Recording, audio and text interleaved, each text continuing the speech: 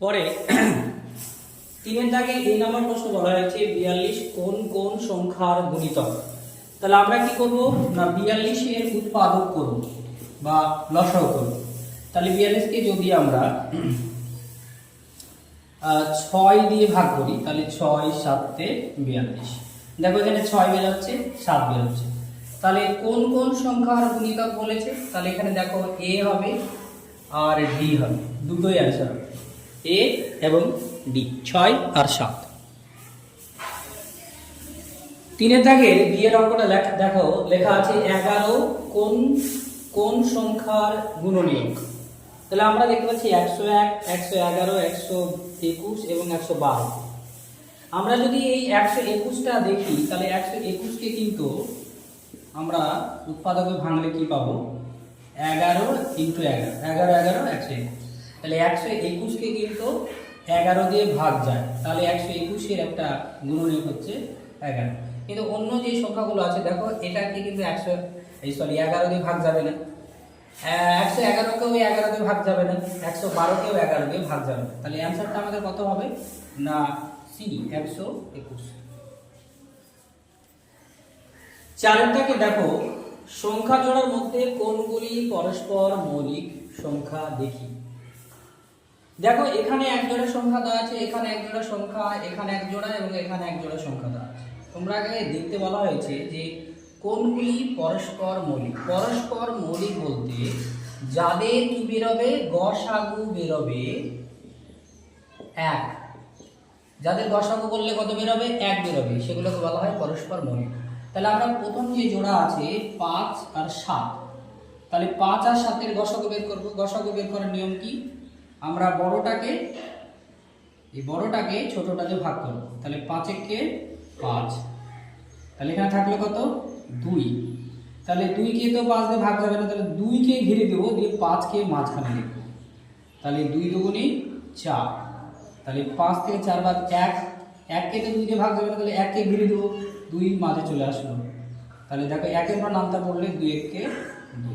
তাহলে এটার অ্যান্সার কত, এটার অ্যান্সার হচ্ছে 1। বাম দিকেরটা অ্যান্সার হয়। ভাগ প্রক্রিয়ায় গসাগু বের করলে দেখো এটা গসাগু কত বেরোলো 1 বেরোলো।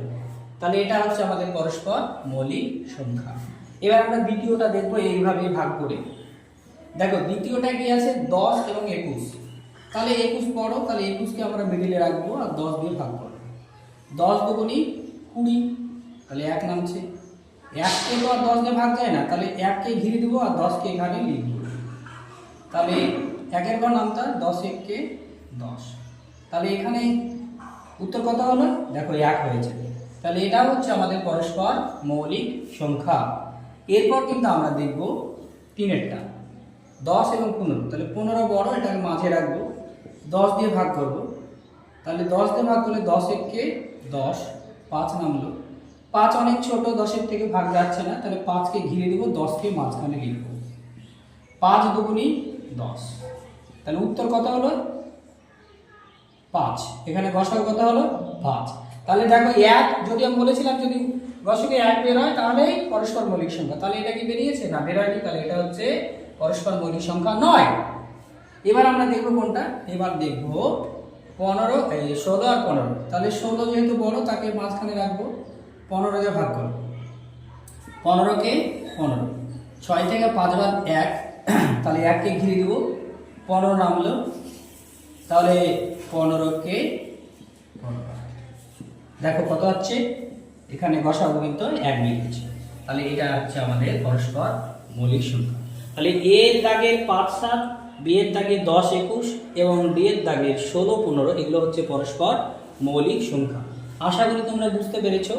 এই নিয়মটা যদি বুঝতে না পারো আর একটা নিয়ম আছে গসাগু করার, সেটা কি না উৎপাদক বের করতে হবে।